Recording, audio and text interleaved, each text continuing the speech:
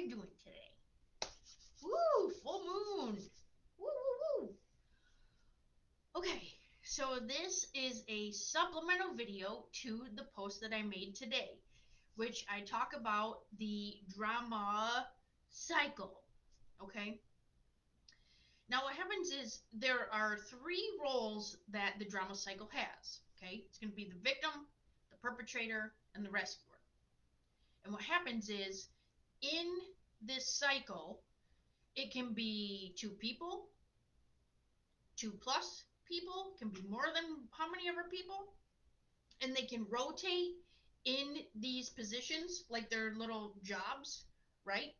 To keep us caught in this loop. This can also be you as one person. Okay, so you might be switching roles depending on what situation you're in, wherever you find yourself. So we're going to talk about a few ways that you can find yourself rotating, because what's happening is a lot of times we just feel like we are spinning out of control. We are out there and nobody understands. We might feel like we're short circuiting, and what happens is we're literally just caught in this cycle and don't know how to get out. So I'm going to share a few ways for you to do that today, and we're going to start living our best life. Okay, so this is what we're going to say no to. The challenge is to say no to this drama cycle. So I'm going to give three different examples in how this can look and kind of play out in life. What I want you to do too is, as we go along, you can write your own notes. You can think of different, like, how are you acting in situations? Oh my gosh, I know these people. Okay, and then I'm going to bring this back up again at the end. So if we think of a parent, okay, if we look at the role of the parent, we're going to start with the parent in the perpetrator role. Let's say the parent is being mean, okay, and the parent comes home after work and slaps the kids. Okay, terrible. But let's say they slap the kid, and then because they've had a bad day, right? So what happens is after they hit the kid or yell or get rude or nasty, right? Because that's going to be the perpetrator. They're going to be perpetrating meanness, anger, rage. Now we have to fix it, right? Now I have hurt the kids' feelings. I hurt them physically. I have to fix it. Here, let me clean you up. Let me wipe that off. Let me put a band-aid on it. Let me get you your favorite meal. Okay? So then that's where they spin into the rescuer. Then what happens is they say, oh gosh, you don't know what kind of day I had. Everything was going wrong. And then they're going to make excuses because they spin into the victim role. And then it can just keep going, right? So then after work again, they're going to be mean. Then when they come home, they're going to try to fix it. Then it's going to be, it's going to be an excuse every single time.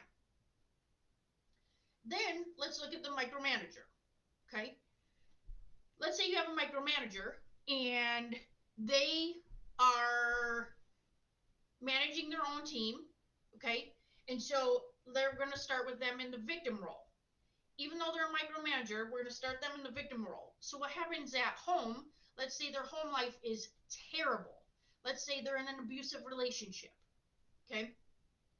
They're a victim. They have no control at home. So then what happens is they come into work, and now to have a sense of control, they will micromanage. I'm going to suck the life out of the whole situation. I'm going to come in and squeeze it all, right? I'm going to come in and I'm going to get control of my team. And what are you doing? What are you doing? What are you doing? Because what's probably happening is that's probably happening to them at home, and then they don't have an outlet. So when they come to work, then that is their outlet. So they get mean and nasty, right? And then how do we fix it? And then now they're going to come in and swoop in and they're going to fix it. They're going to act like, well, we have to fix it to feel worthy. Okay? So then they can, manipulate and call people in. Like, let's say they're having one-on-one meetings, and how can we fix it? How can we make it more fun? How can we do things to implement more fun? Even though they're the micromanager. So the only way to make it more fun is to not do that, right? So that's where they would keep swinging around and around. So if they are hurt at home, then they still come in and micromanage. Then they're going to try to fix it and make it fun, which really all it does is create a hostile work environment, right? Have you ever worked for somebody like that? Or do you know anybody like that in your life? Okay. The next one we're going to talk about is being a friend. Okay. And we're going to start the friend in the rescuer position. So let's say let's say you're meeting a friend for, let's say dinner. Okay. And they're a fixer, right? So let's say you had a reservation at 6 o'clock. Okay. And you, as the friend, get there at 5:55. Now you're here, right? And now your reservation is at 6. You're there, and they won't seat you until both people are there. Okay, that's the type of restaurant this is. So to fix it, you have to keep making excuses for this friend at the restaurant. The person's going to be sitting there waiting to get, the person that has taken the reservation. Now you are not using your reservation because this person isn't here. It's okay, you're going to fix it. You're going to make excuses for them. You're going to justify why they're late, right? So then, when your friend, whoever you're meeting, gets there, then you're going to say, like, oh gosh, like, you should have really been here on time. Like, you made me look bad, right? Now you're a victim because you took that role on as rescuer and trying to fix it. Now you're a victim. Okay? Now, when the friend gets there, who you know is always late, so don't be new, then you're mad about it. So then you decide, you know what, forget it. I'm not even going to have a good dinner. And then this is where it starts to spiral, right? So no matter what position, title, blank, whatever you have in life, you can associate it to this. So how do we fix it? There's a few ways you can fix it. First of all, it's literally like a chain in your life, okay? Oops, I know it does say rescuer in there. I think the light's hitting it. You can break this chain, okay? So you have to stop doing something in this cycle for it to stop. So whatever you're doing, we have to stop doing that. If you're fixing everything, stop doing that. If you are always complaining and always a victim, stop doing that. Take some ownership. If you're always being mean, look at why are you doing that. Also, on the outside, so what we want to do is break that so that we get on the outside of that crap storm. Okay, if we just if you had a bee's nest, right, and it's just like buzzing, buzzing, buzzing. You don't just run into the middle of the bee's nest. Like, think of this like a bee's nest. You don't just run in. You want to stay on the outside, and you can observe it. Like, you can appreciate, like, hey, we need bees, right? I don't know that we need drama cycles, but they're there. It's there. It happens. So we're going to let it just be there. It doesn't mean it's good or bad. It just is. And we don't have to participate. So we can literally step out of that and be an observer. And when we start observing and we think to ourselves, she's a victim right now. Okay, I see where she's at. I have that awareness. And you're not making a judgment. Okay, you aren't making a judgment. You're simply making an observation. A judgment is going to be where you're putting different energy onto it. An observation is just it's an awareness that you have on the inside. So that's what's going to be the difference. Okay, oh, they're being real nasty right now. Okay, she's a perpetrator. Oh, now she's a victim. Okay, and you don't have to participate in any of that, right? The minute you stop participating in it is when you break the chain. And I know it sounds super easy, but you really have to have that awareness of what is happening. And this is on the outside of you and on the inside of you. So if you are doing these things and you catch yourself, that's how you stop that. Oh, okay, I just caught that. Oh, I was just complaining. Gosh, I was right in the victim role. Okay, stop that. Catch it. And then what happens is you're reteaching yourself to not act like that and just have that awareness. I can't tell you how empowering it is to be an observer. It is magic. It is literal magic. When you are somewhere and you see like a whole bunch of drama going on and around, or a whole bunch of situations going on and around, just it's an observation. Okay.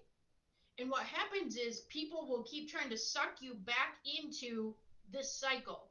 Oh, did you hear about so and so? No. Thanks. So an example would be, if, let's say, when you're at work, okay, or even in a friendship circle or your social circle or whoever, and they start gossiping about somebody else, and they're like, oh, trying to pull you in, and you don't participate. Guess what? It puts weird energy out there on that situation, and then they think, oh, well, why aren't you participating? Oh, well, she's changed. Oh, and maybe that's not the right fit for you anymore because now you're growing. And I'm not saying like walk off and leave your friends. I'm just saying have an awareness of that's okay. I don't want to participate in that. It's okay. People are gonna think you're have lost your mind at some point because, like, if for example, being the rescuer, I was a people pleaser most of my life, and when I had to start saying no, people are like, oh, well, what's her problem?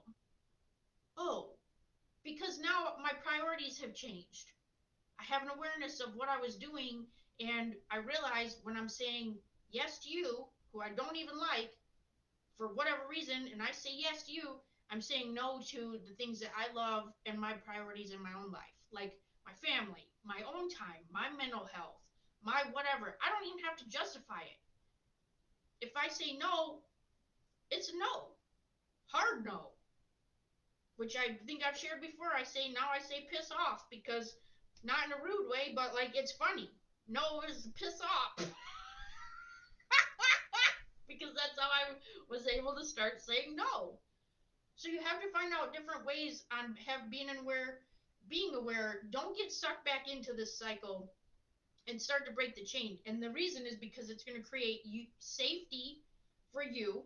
You're going to feel safe where you can be authentic, find your right tribe. It's okay. Maybe your friends from high school or whatever, your social circle or wherever, isn't your circle anymore. And this is the final straw. It's not even a straw, right? It's just a chain link that needs to be broken, and you have to get out of there. So it's time to break those chains, get out, and find your self worth because it's going to be fun. It's going to allow you to be happy, find your laughter and love in life, and feel stable mentally. Because I know a lot of this lets us feel like we're short circuiting, and no one wants to feel like that. So that doesn't create any kind of good juju and good energy for anybody. Okay, that's it. It's not a short video, but it's going to explain the cycle. We're going to put some good little juju out there for you. I'm going to be back again we're going to keep continuing on our no challenge. We're going to say no to certain things and yes to other things in life. Join me tomorrow. I'm going to be on the Awesomeness in Action radio show, and there's a link on my Facebook page on where that's going to be tomorrow at 3 p.m. Eastern Standard Time, and I will see you again later. Okay, bye!